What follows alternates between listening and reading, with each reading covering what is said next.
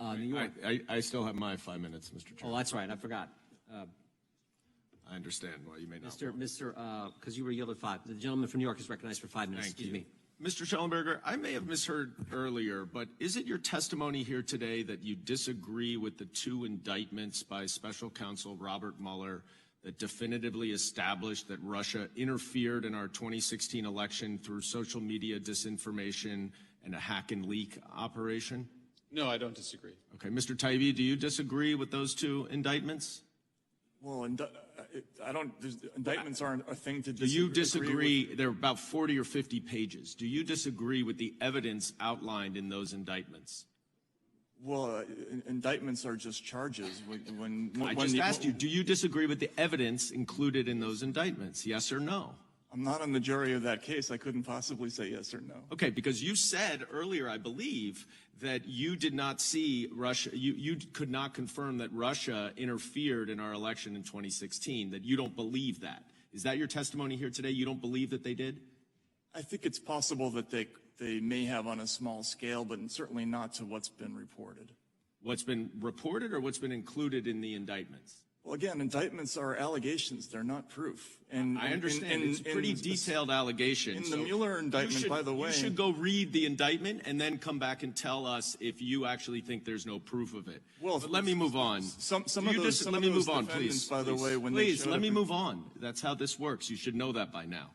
So do you disagree with the Special Counsel Mueller's conclusion in his report, Mr. Taibbi, that the Trump campaign knew about Russia's interference, they welcomed it, and they used it for their benefit? You have no reason to disagree with that, don't you? You have no information. So after that foreign interference in our 2016 election, Twitter and other social media companies naturally wanted to work with the intelligence community to stop Vladimir Putin from interfering in our elections again. Mr. Taibbi, do you think it's a legitimate pursuit of the FBI to try to stop foreign interference in our elections? Again, sir, will I be allowed to answer this question, or? It's a yes or no question. Do you think it's a legitimate pursuit of the FBI? It's not a yes or no answer. No. I'm not asking how. I'm saying, as an objective, do you think it's a legitimate objective of the FBI to stop foreign interference in our elections?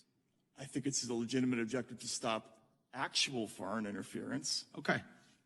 I mean, I don't know what the difference is, but that's fine. Well, since Russia used social media disinformation, according to Special Counsel Mueller, I understand you may disagree with the allegations, to interfere in our 2016 elections, are you trying to say that the FBI had no basis to inform social media companies about efforts to potentially interfere in our elections after 2016?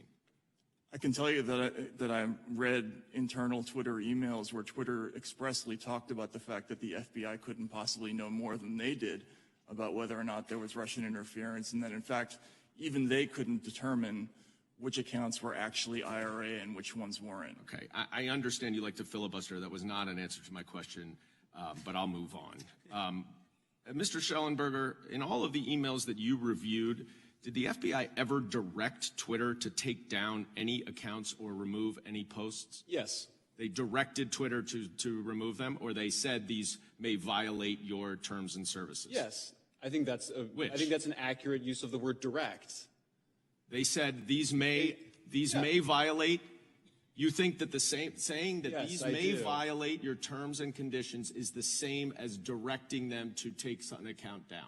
Yeah, I mean, I think if a police officer says, all right, well, you broke the law. Very helpful. That's very helpful. I'm glad to know that you think flagging something for a private company to make a decision about what they should do is a direction.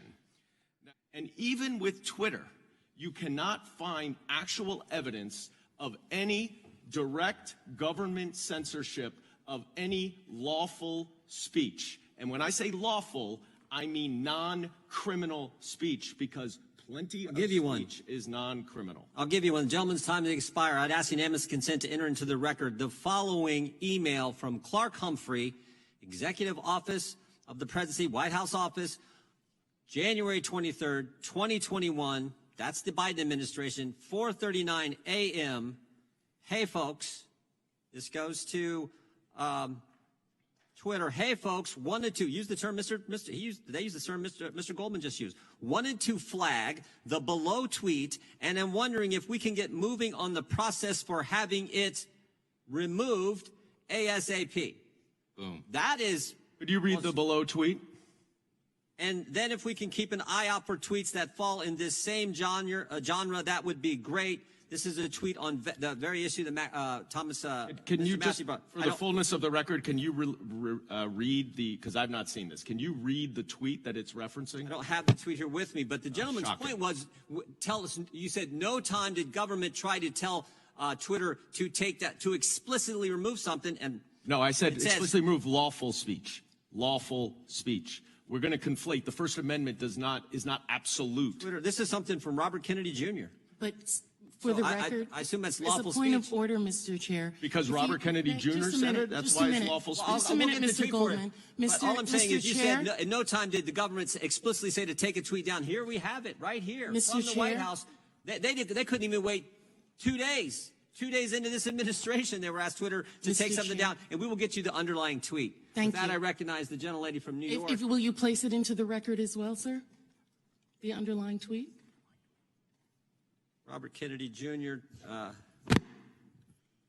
Is talking about he's talking about Hank Aaron's death after he received the vaccine. That's what the tweet's about. We'll get you a copy. Thank you. Mr. Chairman, I would say one thing. That's certainly lawful. Mr. Chairman, I ask unanimous consent to enter the tweet that you referenced into the record of the committee. Without objection, we'll enter that into the record, along with the statement from the White House, the Biden White House, 2 days into the administration, when they're directly attacking people's First Amendment liberties. With that, I recognize the gentlelady from New York for 5 minutes. I want to yield to Mr. Johnson. Thank you. Just to point out quickly that Mr. Goldman is proving himself to be a master of obfuscation. He said the First Amendment applies to government censorship of speech and not private companies. But what we're talking about and what the chairman just illustrated is that what we have here and what your Twitter files show is the federal government has partnered with private companies to censor and silence the speech of American citizens.